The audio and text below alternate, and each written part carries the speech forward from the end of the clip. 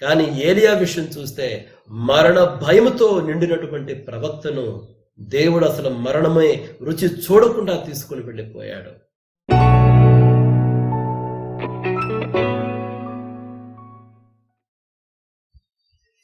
Praise God. మన ప్రభువైన యేసుక్రీస్తు వారి నామాన మీ అందరికీ వందనాలు తెలియజేస్తున్నాను.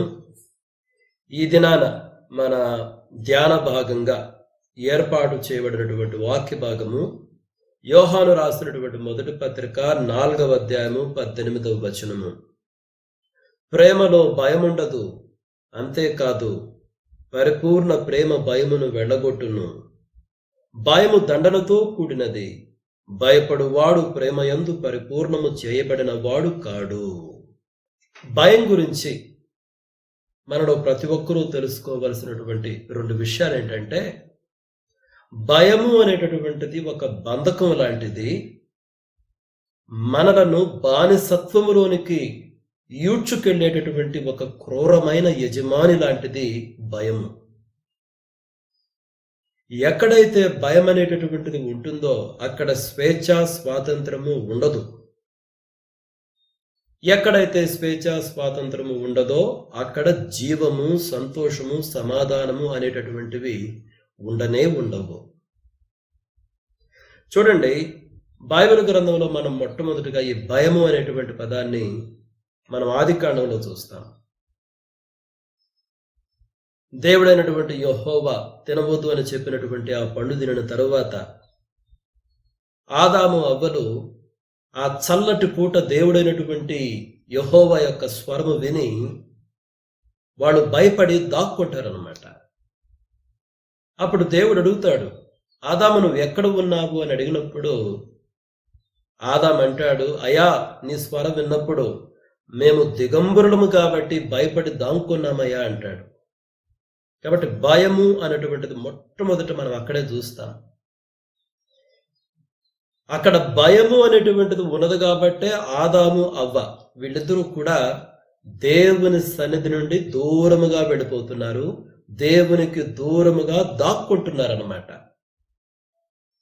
భయము అనేది మనలను దేవుని నుంచి దూరంగా తీసుకెళ్తుంది ప్రియమైన మిత్రులారా. అందుకనే యోహాను రాసిన మొదటి పత్రికలోనే ఇదే పత్రికలో 1వ అధ్యాయం 5వ వచనంలో ఈ విధంగా ఉంటుంది, దేవుడు వెలుగై ఉన్నాడు, ఆయన యందు చీకటి ఎంత మాత్రమును లేదు. భయము అనేటటువంటిది చీకటికి సంబంధించినటువంటిది. చీకటి అన్నటువంటిది దేవునికి సంబంధించినది కాదు. ఎందుకంటే దేవుడు వెలుగై ఉన్నాడు. కాబట్టే పరిపూర్ణమైనటువంటి ప్రేమలో భయము అనేటటువంటిది ఉండదు. ఇంకను దేవుని నుండి దూరంగా పారిపోయేటటువంటి ఆ భయము మనలో ఉన్నది అంటే మనము దేవుని యొక్క ప్రేమలో పరిపూర్ణము చేయబడిన వారిని కాము. నేను రీసెంట్గా ఈ అమెరికా దేశంలో national institute for mental health అని ఒక సంస్థ ఉంది. వాళ్ళు ఎప్పుడు వాళ్ళ దేశంలో ఉన్నటువంటి ప్రజల యొక్క ఆరోగ్యం పైన వాళ్ళు రీసెర్చ్ చేస్తూ ఉంటారు. వాళ్ళు ప్రకటించినటువంటి ఒక రిపోర్ట్లో అమెరికా దేశంలో చాలా మానసిక రుగ్మతలకు కారణం భయము. జనాలకు రకరకాల భయాలు ఉన్నాయన్నమాట. కొంతమందికి కోవిడ్ భయం ఉంది, కొంతమందికి అసలు తిండి భయము, భవిష్యత్తును గురించినటువంటి భయము, రకరకాల భయాలతోటి ప్రజలు బాధపడుతూ ఉన్నారు. ఈ భయాలతో బాధపడే ప్రతి ఒక్కరికి ఏదో ఒక రకమైనటువంటి మానసిక రుగ్మత ఉందన్నమాట. మనలో చాలా మందికి ఈ సైకలాజికల్ ప్రాబ్లమ్స్ కి కారణం భయము అనేటువంటి విషయం మనం గమనించాలి. భయం అనేది ఒక మనిషిని ఎలా చేస్తుందంటే, పక్షవాతం వచ్చినటువంటి మనిషికి కాళ్ళు చేతులు ఏ రకంగా పడిపోతాయో, ఎవరైతే ఈ భయము అనే దాని గుప్పిట్లోకి వెళ్ళిపోతారో వాళ్ళు కూడా ఈ పక్షవాతం వచ్చినటువంటి మనిషిలాగే అయిపోతారు. సరిగ్గా ఆలోచించలేరు, సరిగ్గా మాట్లాడలేరు, సరిగ్గా ఏ పని చేయలేరు, తిండి తిన్నా వంట పట్టదు, సరిగ్గా ప్రార్థన కూడా చేయలేరు విశ్వాసులైతే.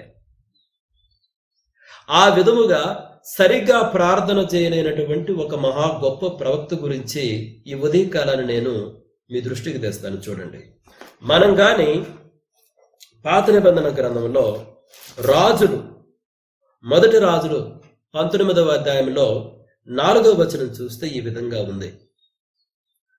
తాను ఒక దిన ప్రయాణము అరణ్యములోనికి పోయి ఒక బదరీ వృక్షము కింద కూర్చుండి మరణాపేక్ష గలవాడై, యెహోవా, నా పితరుల కంటే నేను ఎక్కువ వాడను కాను, ఇంత మటుక్కు చాలును, నా ప్రాణము తీసుకొనుము అని ప్రార్థన చేశాను. ఇక్కడ వ్రాయబడింది ఏలియా గురించి. ఏలియా ఏమని ప్రార్థన చేస్తున్నాడు? యెహోవా దేవా, నేనేమి నా పితరుల కంటే గొప్పను గాను, ఇంత మటుకు చాలు, ఇప్పటి వరకు జరిగింది చాలు, ఇక నా ప్రాణం తీసుకొని మరణాపేక్ష కలిగిన వాడై ప్రార్థన చేస్తున్నాడంట. ఇంకా చాలయ్యా, ఈ జీవితం ఈ భూమిపైన వద్దు, నేను ఎదుర్కోలేను, నేనేమి నా పితరుల కంటే గొప్పవాడిని కాను, ఇక చాలు, ఇక చాలు, నా ప్రాణం తీసుకో అని ఏలియా ఇక్కడ ప్రార్థన చేస్తున్నాడు. అసలు ఏం జరిగింది అన్నటువంటిది కానీ మనం ఈ యొక్క ఇదే పుస్తకంలో 18వ అధ్యాయంలో చూస్తే, ఏలియా ఇజ్రాయేలు ప్రజలందరినీ పిలిచి వాళ్ళకు ఒక ప్రకటన చేస్తాడు. ఎన్నాళ్ల వరకు మీరు 2 తలంపుల మధ్య తడబడుతూ ఉంటారు? యెహోవా దేవుడైతే ఆయన అనుసరించండి, బయలుదేవత దేవుడైతే ఆయన్ని అనుసరించండి అని ఇజ్రాయేలు ప్రజలకి ఒక ప్రకటన చేసి, ఆహాబు కొలిచేటటువంటి బయలుదేవత 450 మంది ప్రవక్తలతోటి ఒక ఛాలెంజ్, ఒక సవాలు విసురుతాడనమాట. రండి, మీ దేవుడు నిజమైతే మీరు నిరూపించుకోండి, 2 ఎడ్లను తీసుకురండి, ఒకదాన్ని మీరు కోరుకోండి, ఒకటి నాకివ్వండి, ఒక బలిపీఠం పైన మీ యొక్క జంతువును వధించి ఏర్పరచండి, మీ దేవునికి ప్రార్థించండి, ఆయన నిజంగా దేవుడైతే ఆయన వచ్చి ఆ యొక్క ఎడ్లను దహించాలి, అదేవిధంగా నేను కూడా ప్రార్థన చేస్తాను అని ఒక ఛాలెంజ్ విసురుతాడనమాట. అప్పుడు 450 మంది బయలుదేవత ప్రవక్తలు వస్తారు. వాళ్ళు ఒక పశువును తీసుకొని వధించి కట్టెల పైన పెట్టి దినమల్లా వాళ్ళు ప్రార్థన చేస్తారు, చిత్ర విచిత్రంగా ప్రవర్తిస్తారు, అరుస్తారు, గంతులు వేస్తారు, తమ శరీరములను గాయపరుచుకుంటారు.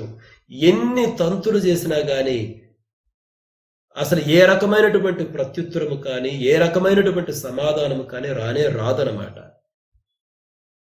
ఏలియా 450 మంది ప్రవక్తలకు వ్యతిరేకంగా నిలబడి, ఆహాబు రాజునకు వ్యతిరేకంగా నిలబడి వాళ్ళని అవహేళన చేస్తాడనమాట. ఏమైనా నిద్రపోతున్నాడేమో మీ దేవుడు, దూరంగా ఉన్నాడేమో, ప్రయాణం చేస్తున్నాడేమో, మీరు పోయి ఏమైనా నిద్రలేపాలేమో అంటే ఎంత ధైర్యాన్ని ఏలియా ప్రదర్శిస్తాడో తెలుసా? నిజంగా ఆ 18వ అధ్యాయంలో ఏలియా యొక్క ధైర్యాన్ని చూస్తే, దేవుని యందు ఏలియాకు ఉన్నటువంటి ఆ కాన్ఫిడెన్స్ చూస్తే మనం ఆశ్చర్యపోతాము.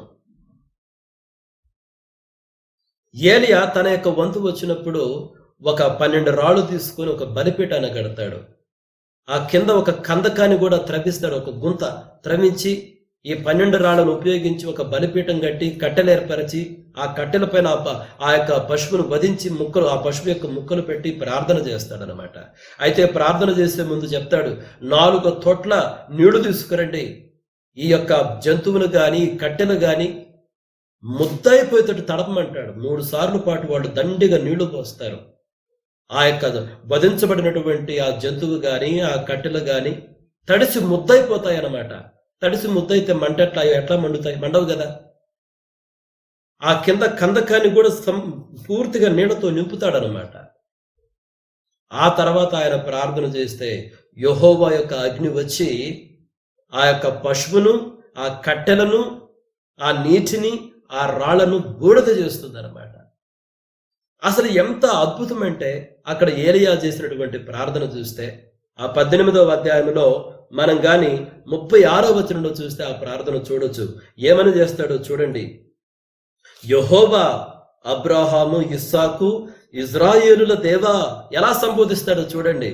యెహోవా అబ్రాహాము, ఇస్సాకు, ఇజ్రాయేలుల దేవా, ఇజ్రాయేలీయుల మధ్య నీవు దేవుడువై ఉన్నావనియు, నేను నీ సేవకుడనై ఉన్నాననియు, ఈ కార్యములనియు నీ సెలవు చేత చేసితననియు ఈ దినమున కనపరచుము. ఎంత ధైర్యంగా చెప్తున్నాడో చూడండి. నీవు ఇజ్రాయేలుల మధ్య ఉన్నావు, నేను నీ సేవకుణ్ణి, కాబట్టి ఈ గొప్ప కార్యం చేయి, ఈ రోజు నిరూపించని ప్రార్థన చేస్తున్నాడు. అయితే ఈ సంఘటన జరిగిన తర్వాత ఏలియా ఏం చేస్తాడంటే 450 మంది ప్రవక్తలను పట్టుకొని చంపిస్తాడనమాట. ఈ విషయాన్ని ఆహాబు వెళ్ళి తన భార్య అయినటువంటి యెజెబెలుకు చెప్తాడు. అప్పుడు యెజెబెలు ఏలియాకి ఒక వర్తమానం పంపిస్తుంది. రేపుటి దినాన ఇదే సమయానికి నీవు చంపినటువంటి వారిలో నిన్ను కూడా ఒకని వలె చేస్తాను అని ఒక వర్తమానం పంపిస్తుంది. యెజెబెలు ఏలియాని బెదిరిస్తుందన్నమాట. ఏలియా భయపడతాడు, పారిపోతాడు. ఒక అరణ్యంలో ఒక దినమంతా దూరం ప్రయాణం చేసి ఒక బదరీ వృక్షం కింద కూర్చొని అక్కడ చేసినటువంటి ప్రార్థన మనం మొదట్లో చదివినటువంటి ఆ ప్రార్థన. మరణాపేక్ష గలవాడై, యెహోవా దేవా, ఇక చాలు, నేనేం నా పితరుల కన్నా గొప్పవాడిని కాదు, ఇంత మట్టుకు చాలు, జరిగింది చాలు, ఇక నా ప్రాణం తీసుకొని ప్రార్థన చేస్తాడు. ఎంత ఆశ్చర్యం కలిగిస్తుంది. 18వ అధ్యాయంలో ఎంత ధైర్యంతో నువ్వు ప్రార్థన చేశావు, నేను నీ సేవకుడని, నువ్వు మా మధ్య ఉన్నావని నిరూపించు అని నువ్వు ప్రార్థన చేసి దేవుని యొక్క గొప్ప కార్యాలను నువ్వు చూశావు. తడిసి ముద్దైనటువంటి కట్టెలను, పశువును, నీటిని, ఆ రాళ్లను సమస్తాన్ని యెహోవా యొక్క అగ్ని వచ్చి దహించింది. ఒక మహా గొప్ప కార్యాన్ని నువ్వు చేసి తెల్లవారేసరికి ఒక స్త్రీ బెదిరిస్తే తెగ భయపడిపోయాడు ఏలియా. చాలాసార్లు మనం కూడా ఇదే విధంగా ఉంటాం. దేవుడు మన ద్వారా ఎన్నో గొప్ప కార్యాలు చేశాడు, కానీ కొన్నిసార్లు చిన్న చిన్న విషయాలకు మనం భయపడిపోతూ ఉంటాం. ప్రియమైన మిత్రులారా, ఏలియా మరణ భయముతో నిండిపోయాడు యెజెబెలు వలన. అయితే మనం ఇదే విధంగా చదువుకుంటూ పోతే రాజుల 2వ గ్రంథము 2వ అధ్యాయానికి వచ్చేసరికి ఏం జరుగుతుంది? యెహోవా దేవుడు సుడిగాలితోటి అగ్ని రథములతోటి వచ్చి ఏలియాను కొనిపోవడం జరుగుతుంది. ఏలియా అసలు మరణమునే రుచి చూడకుండా వెళ్ళిపోతాడు. అసలు దేవునికి ఏలియాను గురించినటువంటి ప్రవక్త ఎంత ఉన్నతమైనటువంటిదంటే, అసలు ఏలియా ప్రవక్త మరణమే రుచి చూడడు. అది దేవుని యొక్క ప్రణాళిక. కానీ ఏలియా ఏం ప్రార్థన చేస్తున్నాడు? అయా, ఇంక చాలయ్యా, నా ప్రాణాన్ని తీసుకుపోయా అని మరణాపేక్ష కలిగిన వాడై ప్రార్థన చేస్తున్నాడు భయముతోటి. నిజంగా దేవుడు ఆకాశము నుండి చూచి నవ్వుతున్నాడేమో అనిపిస్తుంది.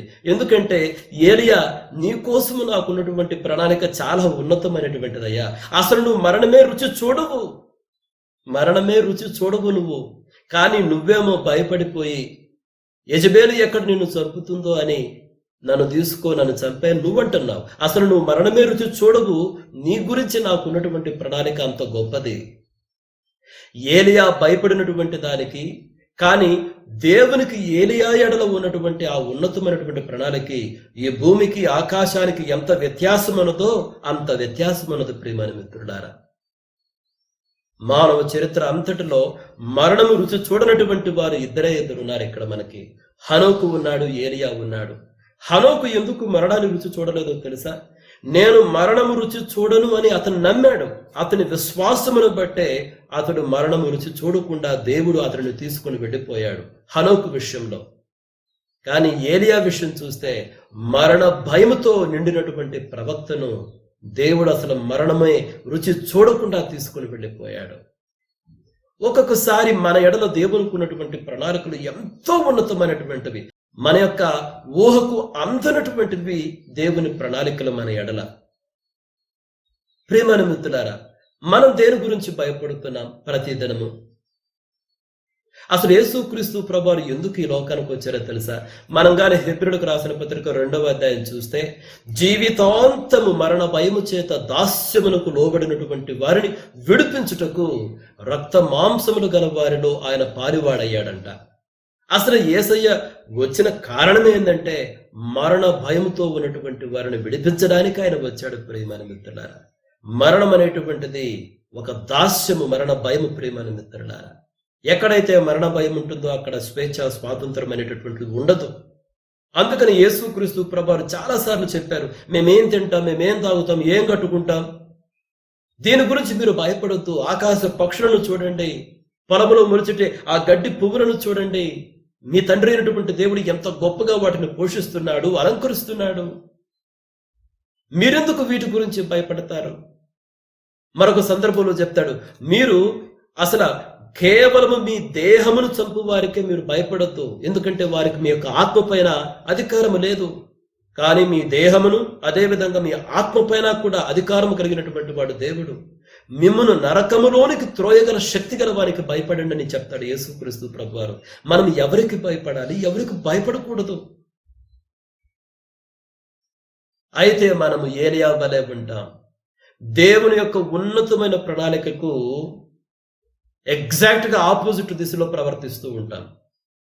నువ్వు మరణమే రుచి చూడవయ్యా, నీకోసం నాకు ఉన్నటువంటి ప్రణాళిక అది అని దేవుడు చెప్తూ ఉంటే, ఏలియా మాత్రం మరణ భయముతోటి యెజెబెలునకు బెదిరిపోయి మరణాపేక్ష గలవాడే నా ప్రాణం తీసుకొని ఆయన ఎందుకు ఆ యెజెబెలు చేతిలో పడాలి, రేపు నన్ను చంపుతానంటుంది. ప్రియమైన మిత్రులారా, దేవుడు మనతో మాట్లాడుతున్నాడు. మరణ భయములో ఉన్నటువంటి వారిని, మరణ భయం అనేటువంటి దాస్యమునకు గురైనటువంటి వారిని, ఆ చెరలో ఉన్నటువంటి వారిని విడిపించడానికి యేసుక్రీస్తు ప్రభువారు ఈ లోకానికి వచ్చారు. ఆయన అంటున్నాడు, అసలు మనము దేనికి భయపడాల్సిన పనే లేదు. కాబట్టి ఈ దినాన్ని మనం ప్రారంభిస్తూ ఉండగా, ఏమిటి నీ భయము? నీకు నిద్ర పట్టకుండా చేసే ఆ భయం ఏంటి? ఎంతసేపటికి నా పిల్లలు ఏం తింటారు, నా భర్త ఏం తింటారు, నా భార్య పరిస్థితి, నా కుటుంబం పరిస్థితి ఏంటి, రేపేమవుతుందో, ఎల్లుండేమవుతుందో, ఈ రకంగా భయపడుతున్నావా? కానీ దేవునికి నీ కోసం ఉన్నతమైనటువంటి ప్రణాళికలు ఉన్నాయి. దేవుని వాక్యము పదే పదే చెప్తుంది, దేవుడు వెలుగై ఉన్నాడు, ఆయనలో చీకటి ఎంత మాత్రమును లేదు. భయము అనేది చీకటికి సంబంధించింది, కానీ చీకటికి దేవునిలో తావులేదు. ప్రేమైన మిత్రులారా, ఎల్లవేళలా ధైర్యంతో ఉండాలి. మనం ఏమి తినాలో, ఏం కట్టుకోవాలో, ఎలా బ్రతకాలో, మన బిడ్డలేంటో, మన పిల్లలేంటో, మన కుటుంబం ఏంటో, మన ఉద్యోగం ఏంటో, మన పనులేంటో, మన పరిచర్య ఏంటో, అది దేవుడు తప్పకుండా నడిపిస్తాడు. ఆయన మనకు సహాయము చేయగలిగిన వాడు అన్నటువంటి విషయాన్ని మనం గమనించాలి. ఈ కొద్ది మాటలను దేవుడు మన హృదయాల్లో ఫలింపజేయాలని కోరుకుంటూ ముగిస్తున్నాను. Let's have a word of prayer. ప్రేమ కలిగినటువంటి మా తండ్రి, నాయన మీకు వేలాది స్తుతులు స్తోత్రాలు తెలియజేస్తున్నాం. నాయన ఈ ఉదయ కాలాన శ్రేష్టమైనటువంటి మీ స్వరమును మీరు మాకు వినిపించారు. ఏలియా గురించి ఉన్నతమైనటువంటి ప్రణాళికను మీరు కలిగి ఉన్నారు. కానీ ఆ ఉన్నతమైన ప్రణాళిక తెలియక ఏలియా భయపడిపోతున్నాడు. నన్ను తీసుకో ప్రభు అని ప్రార్థన చేస్తున్నాడు. ఒక్కొక్కసారి మేము కూడా అలానే ఉన్నాము ప్రభువా. ఈ శ్రేష్టమైనటువంటి మాటల ద్వారా మీరు మాతో మాట్లాడినందుకు వందనాలు నాయన. ఇంకను భయపడువాడు ప్రేమలో పరిపూర్ణము చేయబడిన వాడు కాడు అని మీ వాక్యం చెప్పుచున్నది ప్రభువా. దేని గురించినటువంటి భయము మాలో ఉండకూడదని మాకు సహాయం చేయమని ప్రార్థిస్తున్నామయ్యా. మీ వాక్యములో స్థిరపరచండి, మీ ప్రేమలో స్థిరపరచండి, దేవుని యొక్క విశ్వసనీయతలో స్థిరపరచండి, దేవుడు నమ్మకమైన వాడు అన్న సత్యములో మమ్మల్ని స్థిరపరచండి. నిన్నటి దినమున మమ్మల్ని పోషించిన దేవుడు ఈ దినమును కూడా పోషించగలడు. నిన్నటి దినమున అద్భుతము చేసినటువంటి దేవుడు, నిన్నటి దినమున తన గొప్ప అద్భుతమును చేసిన దేవుడు, తన సన్నిధిని ప్రకటించిన దేవుడు ఈ దినమును కూడా తన సన్నిధిని చాటగలడు, తాను మా మధ్య ఉన్నాడని నిరూపించగలడు అన్నటువంటి సత్యములో మమ్మల్ని స్థిరపరచమని ప్రార్థిస్తున్నాం. ఈ లోకములో ఇంతకాలం మమ్మల్ని పోషించారు. ఈ రోజు ఈ స్థితిలో ఉన్నామంటే కేవలం మీ కృప ప్రభువా. మేము అనుకున్నటువంటి భయాలు ఏమీ జరగలేదు. మేము అనుకున్నటువంటి భయముల కన్నా ఉన్నతముగా మీరు మమ్మల్ని నడిపిస్తూ వచ్చారు. ఈనాడు మేము ఉన్నటువంటి స్థితి కేవలం మీ కృప వలననే నాయన. భవిష్యత్తులో కూడా మీరే మాకు ఆశ్రయదుర్గంగా ఉంటారని మీకు వందనాలు తెలియజేస్తున్నా. అయా యొక్క ప్రార్థనలో నాతో ఏకీభవిస్తున్నటువంటి ప్రతి సహోదరుని కోసము, సహోదరి కోసం ప్రార్థిస్తున్నాం. వారి వారి భయములు ఏమిటో మీరే ఎరిగి ఉన్నారు. వాటిని తొలగించమని ప్రార్థిస్తున్నాం. మీ ప్రేమలో ప్రతి ఒక్కరిని పరిపూర్ణము చేయమని ప్రార్థిస్తున్నాం. మీ వెలుగుతో సంపూర్ణముగా ప్రతి ఒక్కరిని నింపుమని ప్రార్థిస్తున్నాం ప్రభువా. ఈ కొద్ది ప్రార్థనను, కృతజ్ఞతలను, విన్నపములను మా ప్రభువును రక్షకుడైన యేసు క్రీస్తు వారి నామాన్ని అడిగి వేడుకొనుచున్నాము తండ్రి. ఆమేన్.